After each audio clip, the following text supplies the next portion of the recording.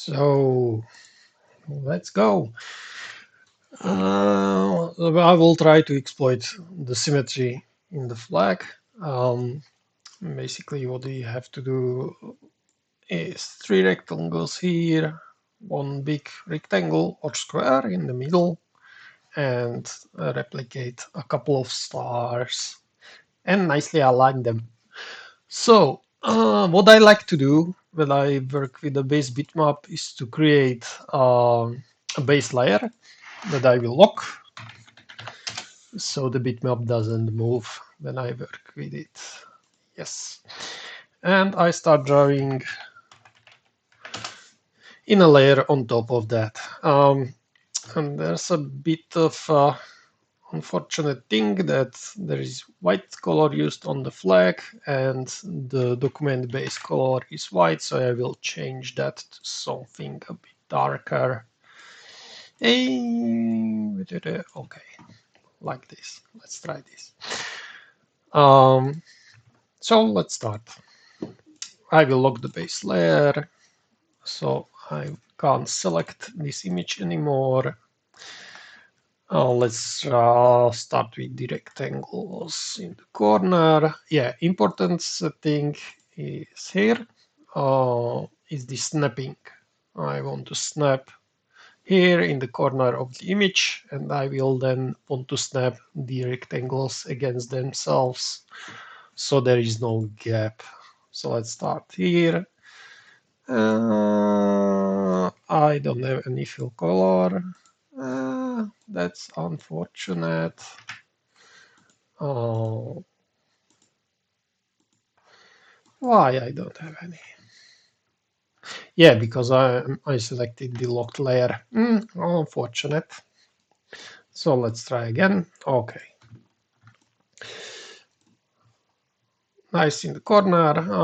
Let's try like this. And now I will duplicate this rectangle, put it here, and once more align. Now, let's use different colors so I can plainly see them. The stroke style is set to hairline, so it's basically zero width and it's for display only. When I will export the final result, I will disable the outline completely. So now let's scale this. Yeah, nicely locked. Now I want to draw the middle and the right side, so I just copy these three, nicely aligned with the image. Now I duplicate one of these. To get the middle rectangle, I just rescale it and it nicely slaps. So I can't see the stars now, obviously. That sucks a bit. So I just use empty fill and change the outline to red so I can see where it went. Now, I basically need just the star shape that I will duplicate into the six corners and in the middle. Let's, yeah. This button sets the defaults for the shape tool. One tricky thing is that the corners, or rather these lines, are not in a straight line as this white nice star, and I want to correct that.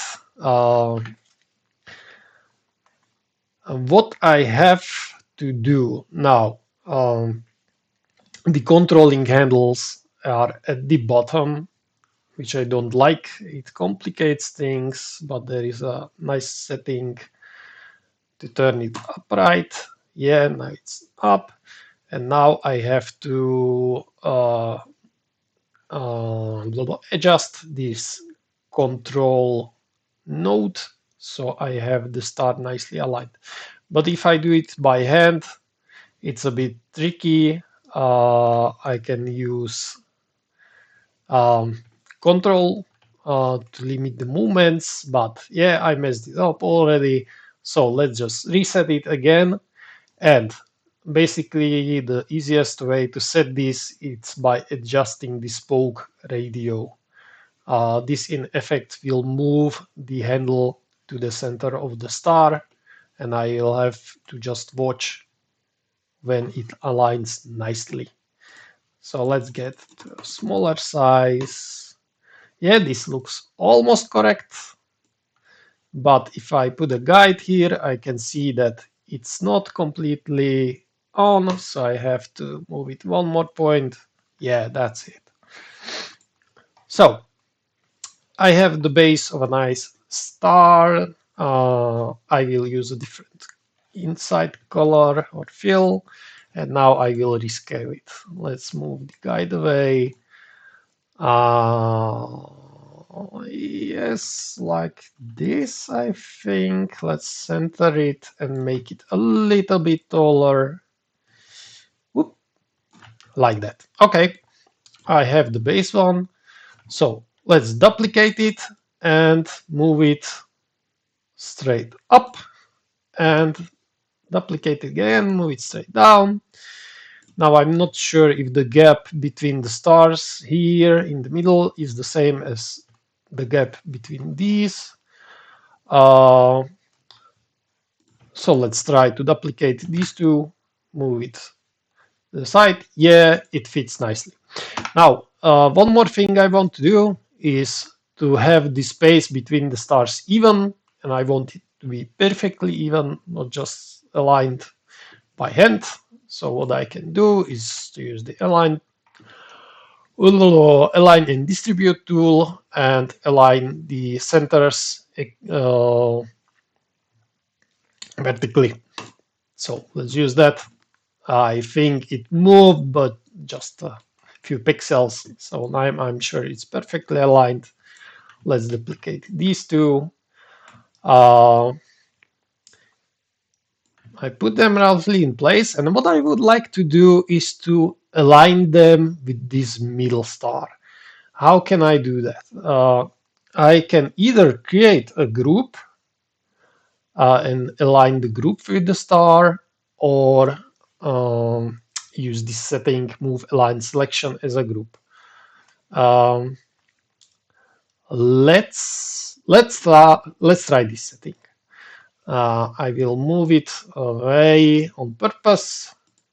Select this star first, and I want to move it relative to uh, the first selected, but I have to select the other stars as well. So yeah. So relative to first selected, center on horizontal axis. That didn't work because I haven't selected this button. So let's try again. Now it's nicely selected. And the other way to do this is to take two stars, move them roughly in the place, make them or join them into a group, and again select the center star, select the new group, and align it relative to the first selected horizontally. Now these are slightly offset, so just move them. Now it's roughly okay, and I probably again want to align the spacing between the left corner, right corner, and the middle. So probably easiest way is to make this into a group, select the center star, and align them on vertical. Great. Now basically I have my shapes. Now the only thing I have to do, move the shapes away slightly from the middle, and select the colors from the base. Now it isn't moving. I don't know why. Why it's not moving? Something happened. Interesting. I can't select. Oh yeah, because it has no fill. Okay. Yeah, so what was happening, I tried to select my middle rectangle, but I disabled the fill color on that, so I have to select it by outline. If I use fill, I can nicely select it, but if it has no fill, I have to grab it by the outline. Yep, so let's move everything down and select the proper colors. I think the middle and the edges have the same blue. The stars are white together with this one. Yep, yep. Selected the wrong ones, of course. So let's do this one by one.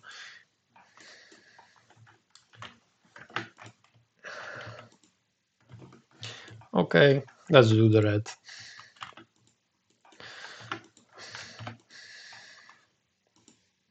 Sometimes when I select it, it says the fill color to transparent. I don't know why, but selecting again works.